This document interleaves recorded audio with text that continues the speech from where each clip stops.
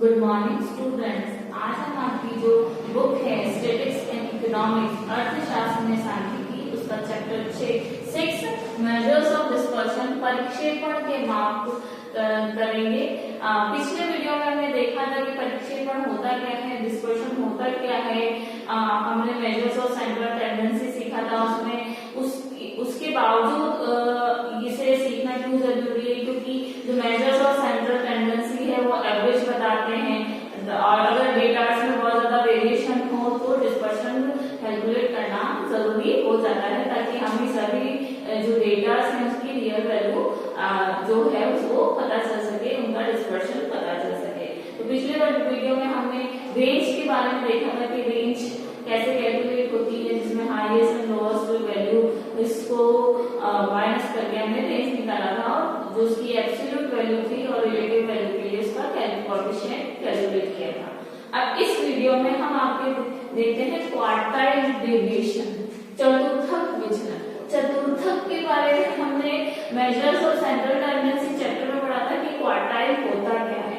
Quartile होता है कि एक सीरीज है जो कि 100 मार्क हैं, हम उसे 4 पार्ट्स में डिवाइड करते हैं। ठीक है, तो ये Q1 होता है, Q2, Q3 एंड Q4। तो Q2 तो हमारा मीडियन ही होता है और जो हर पार्ट को हमें 25% में बांटा है, 25% में बांटा है। तो Q1 हमारा 25% पे आ जाता है और Q3 हमारा 75% पे। तो हमें क्या डेटा के जो डिस्पर्शन है, जो चेंजेबिलिटी है, उसका डिफरेंस इजीली हम कैलकुलेट कर सकते हैं। इसके पास के डेटा का डिफरेंस चेंजेबिलिटी और 75% मींस Q3 के पास के डेटा की चेंजेबिलिटी हम मतलब डिस्पर्शन हमारे लिए कैलकुलेट करना इजी हो जाता है और हमें डेटा में वेरिएशन ज्यादा नहीं देखने को मिलता है। तो क्वार्टाइल डेविएशन भी तीनों सीरीज जो आज तक हम पढ़ते आ रहे हैं, इंडिविजुअल सीरीज है, डिस्क्रीट सीरीज है, कंटीन्यूअस सीरीज है, तीनों में कैलकुलेट किया जाता है। अब डिस्पर्शन क्वार्टाइल में एक चीज और ज्ञात की जाती है जो कि है इंटर क्वार्टाइल रेंज, जो कि है अंतर चतुर्थक विस्तार। अंतर चतुर्थक विस्तार क्या होता है? ये जो है हाईएस्ट क्वार्टाइल मींस Q3, ये जो हाईएस्ट क्वार्टाइल है Q3 और लोएस्ट क्वार्टाइल, हम क्वार्टाइल की बात कर रहे हैं, चतुर्थक की बात कर रहे हैं, आइटम की बात नहीं कर रहे हैं, मध्य की बात नहीं कर रहे हैं। तो ध्यान दीजिएगा, जो हाईएस्ट क्वार्टाइल है जो कि Q3 है और लोएस्ट जो क्वार्टाइल है, क्योंकि हम क्वार्टाइल में इन दोनों चीजों को ही कैलकुलेट करते हैं, इन दोनों को नहीं करते हैं। तो लोएस्ट क्वार्टाइल है उनके अंतर को ज्ञात किया जाता है और जिसे इंटर क्वार्टाइल रेंज, ध्यान दीजिएगा डेविएशन नहीं है, रेंज है, रेंज कहा जाता है और इसे Q3 माइनस Q1 से डिनोट किया जाता है। और चतुर्थक विचलन क्वार्टाइल डेविएशन जो कि एब्सोल्यूट वैल्यू है, निरपेक्ष वैल्यू है, उससे ज्ञात करने के लिए Q3 माइनस Q1 अपॉन 2 का फॉर्मूला है और कोफिशिएंट मतलब रिलेटिव वैल्यूज, उनके लिए कोफिशिएंट ऑफ क्वार्टाइल डेविएशन है जिसके लिए फॉर्मूला है Q3 minus Q1 upon Q3 plus Q1। अब इसे कैसे कैलकुलेट करते हैं? क्वार्टाइल हमने कैलकुलेट करना सीखा ही है, तो लगभग उसी पैटर्न से हम इसे पहले कैलकुलेट करेंगे और उसके बाद हम इसका डेविएशन एंड कोफिशिएंट कैलकुलेट करेंगे। तो सबसे पहले हम हमारी जो इंडिविजुअल सीरीज है उसमें क्वार्टाइल डेविएशन कैलकुलेट करते हैं।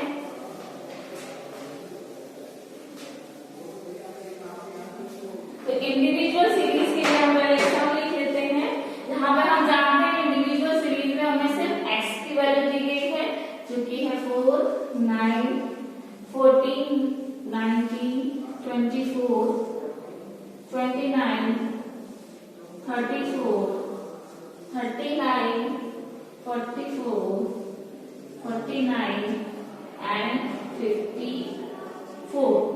ये हम इंडिविजुअल सीरीज है जहां हमें सिर्फ x की वैल्यू कैलकुलेट करनी होती है। अब हमें क्वार्टाइल डेविएशन का हमारा फॉर्मूला हम शॉर्ट फॉर्म में QD भी लिख सकते हैं। QD इक्वल्स टू हमारा होता है Q3 माइनस Q1 अपॉन 2। तो अब हमें Q1 और Q3 निकालना है। हमने चैप्टर 5 में सीखा था कि Q1 और Q3 कैसे कैलकुलेट करते हैं। तो सबसे पहले हम हमारा कैलकुलेट करेंगे Q1। तो Q1 कैलकुलेट करने के लिए हमारा जो फॉर्मूला है वो है size of, same formula use होगा जो हमने क्वार्टाइल चैप्टर 5 में सीखा था, साइज ऑफ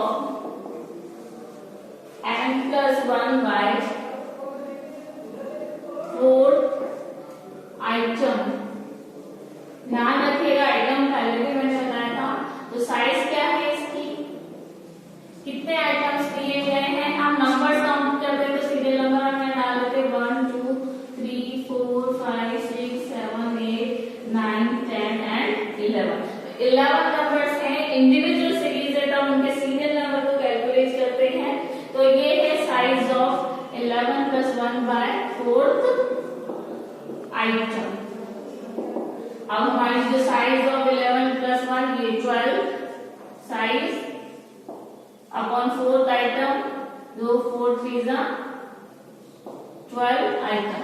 तो हमारे साइज ऑफ इसकी थर्ड आइटम हमें कैलकुलेट करनी। तो ऊपर से थर्ड जो हम देखेंगे तो उसकी वैल्यू क्या आ रही है, हम उसकी वैल्यू x में देखेंगे। यहाँ 3 हमारा आंसर नहीं है, जो ये मैं पहले भी आपको बता चुकी हूँ। तो इसकी जो साइज है 3 नंबर की आइटम, थर्ड आइटम की, वो है हमारी 14। तो Q1 हो गया हमारा 14। अब हम हमारा Q3 कैलकुलेट करेंगे।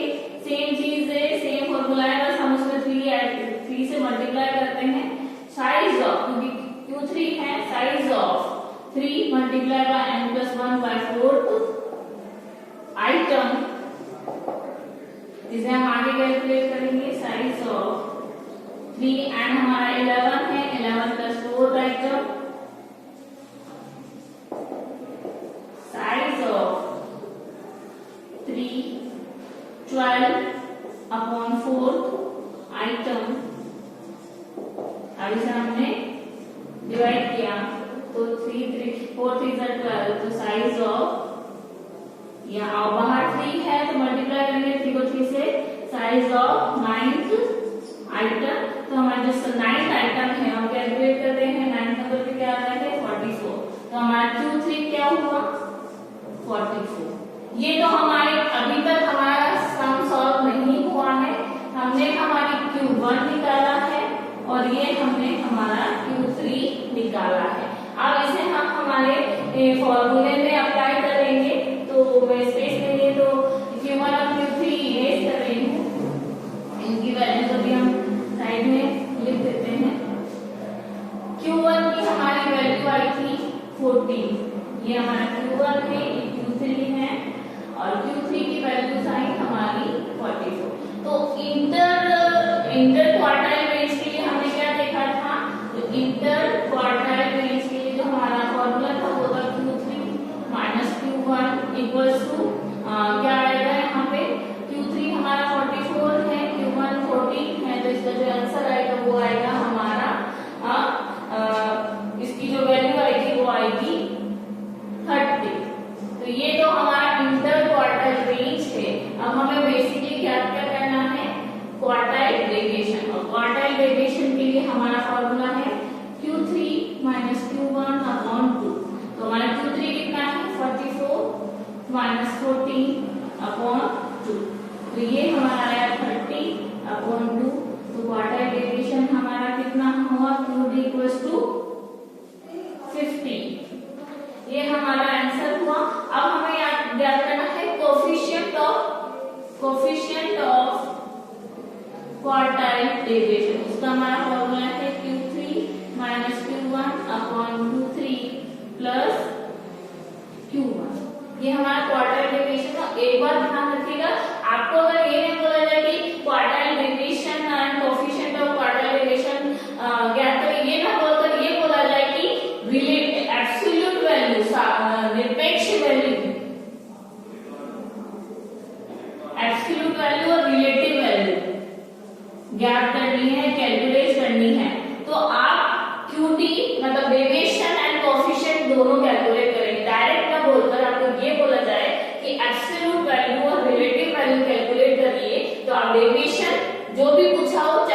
रेंज में पूछा हो, चाहे क्वार्टाइल में, चाहे मीन डेविएशन में, किसी में भी पूछा हो, उनका डेविएशन एंड कोएफिशिएंट दोनों कैलकुलेट होगा। अगर डायरेक्ट ना पूछा जाए और निरपेक्ष और सापेक्ष वैल्यू करके या एब्सोल्यूट और रिलेटिव वैल्यू करके पूछा जाए क्वेश्चन में, तो आप ये दोनों चीजें कैलकुलेट करेंगे। अब हम हमारा कोएफिशिएंट ऑफ क्वार्टाइल डेविएशन देख लेते हैं, जो कि हमारा है Q3 - Q1 upon Q3 plus Q1। तो ये है हमारा 44 माइनस 14 अपॉन 44 प्लस 14, ये हमारा 30 हो गया, ये 58, ये हमारी वैल्यूज आई। हमने इसको डिवाइड किया तो ये है हमारा 0.517। तो हमारा QD तो 15 है और coefficient of QD equals to 0.517। तो ये हमारा आंसर हो गया। तो हमने अभी देखा कि इंडिविजुअल सीरीज में quartile deviation, inter quartile range और कोएफिशिएंट ऑफ क्वार्टाइल डेविएशन कैसे निकालते हैं। आई होप आपको ये क्लियर हो गया होगा। बाकी की जो सीरीज है, डिस्क्रीट सीरीज और कंटिन्यूअस सीरीज में सम हमारे नेक्स्ट वीडियो में करना सीखेंगे।